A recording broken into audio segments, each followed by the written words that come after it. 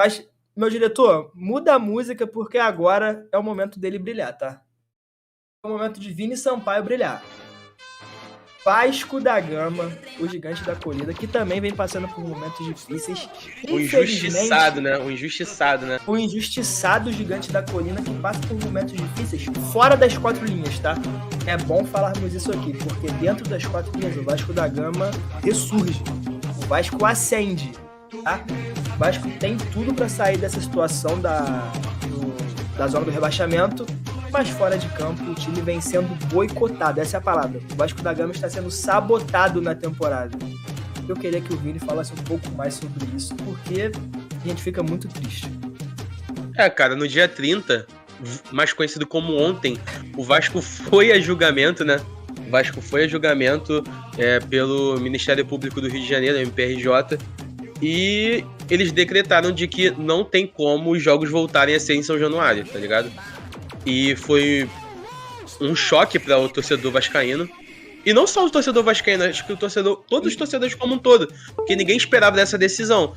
Porque o Vasco, além de não poder mandar seus com o público, eles não dão ao Vasco um veredito do que fazer para poder receber os jogos, entendeu? E, cara, eu trouxe algumas aspas aqui. Boa. Trouxe algumas aspas aqui. Acho que é do Fernando. Depois tu pesquisa pra mim, Arthur, por favor. Eu acho que é Fernando Terra o nome dele. Eu acho que é esse cara. O promotor é o Fernando Terra. Porque ele falou que isso que o Vasco tá tentando recorrer é uma vitimização ridícula. Que o Vasco tá se vitimizando para poder receber os jogos em São Januário. Falou que não tem nada a ver com racismo. Rodrigo Terra. Ele falou que não tem nada a ver com racismo, não tem nada a ver com isso, que o problema foi que explodiram rojões e sinalizadores no gramado do estádio de impedir que isso acontecesse. Esse que é o problema. O resto é querer desviar a atenção. Não tem nenhuma relação com pobreza, nada disso, entendeu? Mas o que não dá pra entender é que lá na Vila Belmiro, o Santos, ele fez pior. Os torcedores do Santos fizeram pior. Porque o que aconteceu? Lá, o jogo teve que ser paralisado enquanto estava acontecendo, entendeu? O Santos foi punido por 8 jogos, eles recorreram e caíram a multa para 4.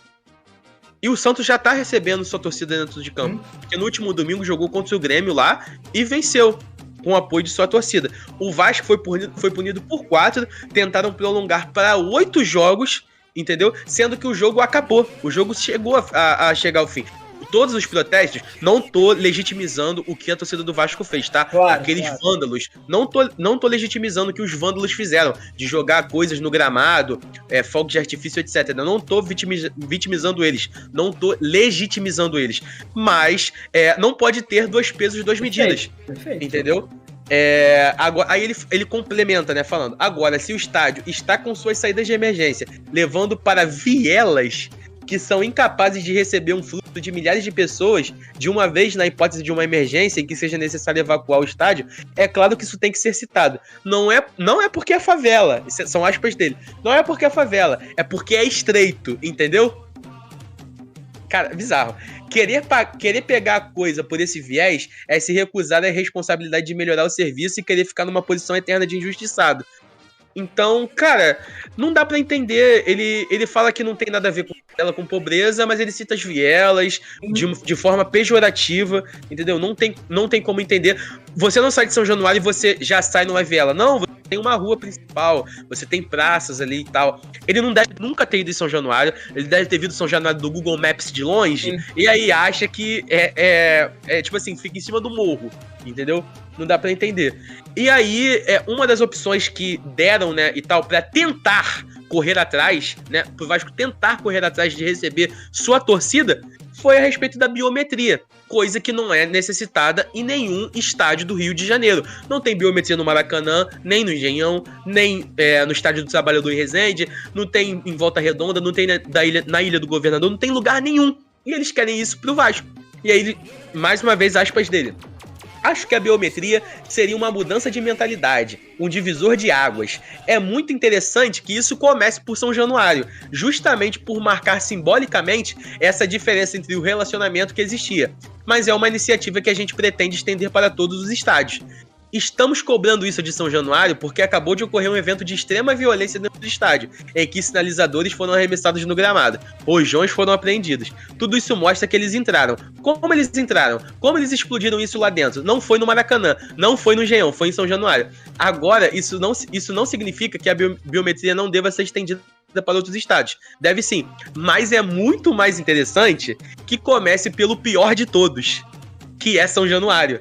Por todas essas questões que estou dizendo isso. Finalizou. Cara, o Vasco tem todas as licenças do poder público estadual e municipal. O Vasco tem todas as licenças para receber seus torcedores, entendeu? O Vasco, ele tem pareceres de experts independentes que atestam a capacidade e segurança do Vasco de receber jogos de grande porte, de mais de 20 mil pessoas, que é mais ou menos a capacidade de São Januário. Entendeu? O Vasco manda jogos dentro de São Januário há quase 100 anos, cara. Isso que eu vou falar, cara. São Januário foi feito, o primeiro jogo de São Januário foi em 1927, entendeu? São quase 100 anos. E agora que ele descobriu que São Januário fica rodeado de uma comunidade, agora que ele descobriu isso, agora que ele tá falando que tem que ter biometria, entendeu? Que o Vasco não tem capacidade, depois de tantos eventos que aconteceram. O Getúlio, presidentes, não, já ia falar Getúlio Vargas, mas não, presidentes já foram recebidos, grandes eventos já aconteceram em São Januário, então, não tem como ele fazer isso. Se ele quer tirar os eventos de dentro de São Januário por conta de favelas ao redor, tira do Maracanã, a Mangueira é do lado do Maracanã, vai nas escolas de samba, Quer exemplo melhor do que isso? De eventos que acontecem em grande nível dentro de lugares perto de comunidades? As escolas de samba. A maioria delas são posicionadas ao lado de comunidades. Entendeu? Sim. Então não dá pra entender. E ele fala porque São Januário é o pior. Cara, quantos incidentes já aconteceram no Maracanã nesses últimos anos, cara? E no Engenhão também. Torcedor que morreu por conta de um espeto de churrasco aos arredores dali do Engenhão, do estádio Newton Santos. Tiros direcionados à torcida do Argentino Júnior no jogo contra o Fluminense, entre outros eventos, sinalizadores em todos os jogos do Fluminense na Libertadores. E eu não sou contra, mas eu tô falando que não pode haver 2 pesos e 2 medidas. Além de muitas outras coisas. Poxa, uma torcedora do Palmeiras morreu aos arredores do Allianz Parque antes de entrar por conta de uma garrafa que foi lançada, entendeu? E nesses casos, na maioria desses casos, puniram o CPF e não o CNPJ. E por que nesse caso agora do Vasco em específico, eles querem punir o clube de não receber mais seus torcedores dentro do estádio? Lembrando que ele disse que São Januário é o pior, só que o último incidente desse nível que aconteceu em São Januário foi em 2017 contra o Flamengo, há mais de 6 anos atrás. Então não tem como ele apresentar esses fatos, porque esses fatos são mentira, entendeu? Não tem como ele dizer que é vitimização se o que ele tá cometendo é literalmente discriminação. Não tem como isso, cara. Não tem a ver somente com os torcedores que vão ao estádio. Tem tudo que engloba ali ao redor. Tantos moradores que vivem, que se sustentam através das vendas de doce, bala, churrasquinho ali, o espetinho, a cerveja, a água, a coca, entendeu? Tem tanto pessoas que trabalham como ambulantes, né, como camelôs, mas também tem aqueles que têm seu negócio fixo ali, com bares fixos e tal. Tem um joelho que eu amo, que quando eu vou em São Januário eu nunca deixo de comer, na lanchonete dos amigos, ali perto da saída 9. Eu sempre vou ali, um beijo pra todo mundo que trabalha lá, entendeu? Então, são pessoas que necessitam desse alto fluxo de pessoas ali que acontece durante os jogos pra poder viver, pra poder se sustentar. Tem todo um viés ideológico, não tem só a ver com a punição dentro de campo. E a punição que aconteceu no campo, na bola, já foi cumprida. O Vasco já cumpriu os 4 jogos. Eles tentaram prolongar, acharam que não tinha um porquê disso acontecer, mantiveram 4. O Vasco já tá há 70 dias sem jogar em São Januário. Isso é uma vergonha. O Vasco já tá recorrendo, o Vasco vai até Brasília para recorrer novamente, para conseguir com que receba seus torcedores, porque eu não acho nada mais justo do que o Vasco, tendo todos os laudos, tendo tudo que comprova que o Vasco pode receber seus jogos em São Januário, e não receber por conta de 1 ou 2 desembargadores, que foi o que aconteceu, já que o Vasco foi vencido por 2-1 nos desembargadores. Então é muito complicado, cara, de verdade mesmo. É revoltante o que acontece com o Vasco. Eles estão literalmente querendo calar o Vasco para que o Vasco não receba mais seus jogos em São Januário. E o que aconteceu lá em 1923 com a AMEA, quando proibiram o Vasco de receber jogos e de participar do campeonato por conta de ter negros e operários no seu time, está acontecendo agora. Estão tentando novamente calar o Vasco da Gama. E o Vasco é um time de pioneirismo e que resiste. E mais uma vez o Vasco vai resistir, vai colocar ali de novo a camisa, a Cruz de Malta no peito, bater na Cruz de Malta e tentar mais uma vez ir contra o sistema, porque o que estão tentando fazer, basicamente, é tirar o torcedor de dentro da sua casa. Isso não, pra mim, não tem nexo. Eu sou totalmente contra a decisão do Rodrigo Terra. As aspas dele piores ainda, entendeu? Ele tá tentando tapar o sol com a peneira e só ele não tá vendo as merdas que ele está falando, entendeu? E me revoltou totalmente, tanto as aspas quanto a decisão da justiça, entendeu? Espero que o Osório, Jorge Salgado, entendeu? A 777 consigam entrar na justiça lá em Brasília e que consigam tudo para que o Vasco consiga receber novamente seus torcedores em São Januário, cara. Cara, é o seguinte, não vou nem me estender muito, porque você falou de maneira brilhante tudo que deveria ser falado aqui, mas eu acho que a postura do Vasco é corretíssima, tá? Porque eu acho que isso não envolve só o Vasco da Gama. Eu acho que essa questão dessa mentalidade preconceituosa é algo que vai muito além de Vasco, futebol e afins.